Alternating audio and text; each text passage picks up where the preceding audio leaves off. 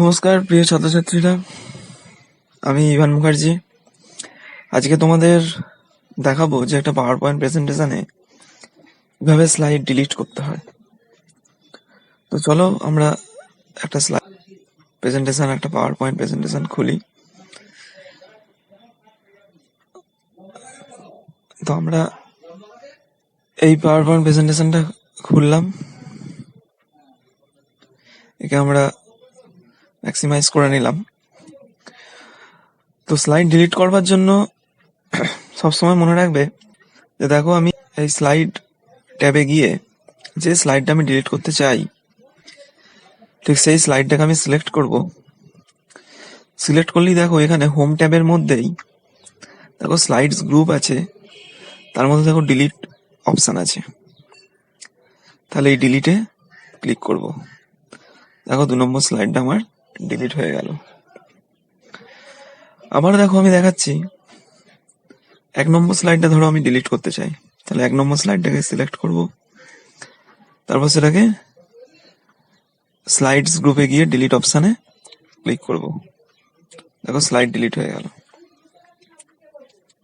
এবার স্লাইড যদি আমার ব্যাক করতে হয় তখন আমি কি করব? আনডু করব। তার জন্য আমি এখানে আনডু বাটনে ক্লিক করব বা কিবোর্ড থেকে Ctrl+Z এই অপশানে ক্লিক করব।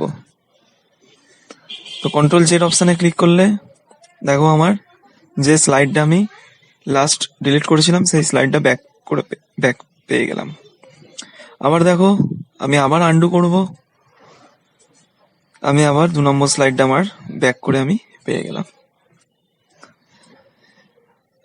ডিলিট করবার আরেকটা উপায় আছে, সেটা হচ্ছে স্লাইডটাকে সিলেক্ট করো, স্লাইডের ওপর রাইট ক্লিক করো, দেখো এখানে ডিলিট অপশান আছে, ডিলিটে ক্লিক করব, স্লাইড ডিলিট হয়ে যাবে।